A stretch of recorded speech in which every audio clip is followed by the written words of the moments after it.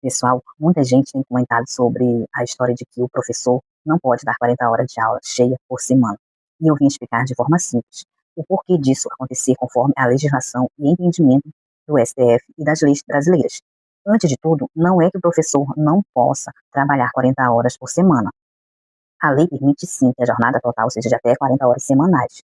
O que a legislação e as decisões judiciais deixam claro é que essas 40 horas não podem ser 40 horas apenas dando aula em sala de aula. Existem regras que dizem como essa jornada deve ser dividida entre diferentes tipos de atividades.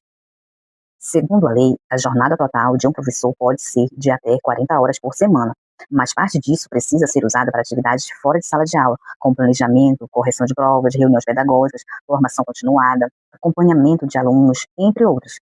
Essa parte corresponde a no mínimo um terço da jornada total, ou seja, no total de 40 horas, cerca de 13 horas e 20 minutos devem ser reservadas para essas atividades extra-classes.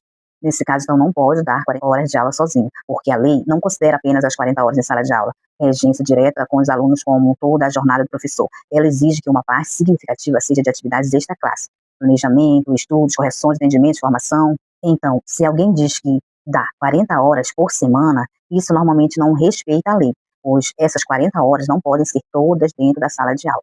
Elas devem incluir o tempo de trabalho pedagógico que acontece fora da sala, mas que é essencial para o trabalho docente. Recentemente, o Supremo Tribunal Federal, o STF, reconheceu que o tempo de recreio e os intervalos entre aulas podem integrar a jornada de trabalho dos professores, ou seja, está incrementado nessas 40 horas. Esses períodos também contam como parte das horas trabalhadas, porque o professor está à disposição da escola e não simplesmente livre. Isso mostra como a jornada do professor não é só da aula, mas é composta por muitas outras atividades essenciais que a lei protege como parte do trabalho docente.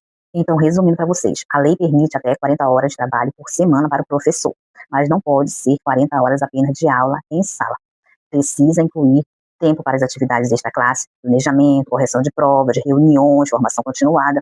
E o STF confirmou que intervalos como recreio e pausas podem contar como parte da jornada.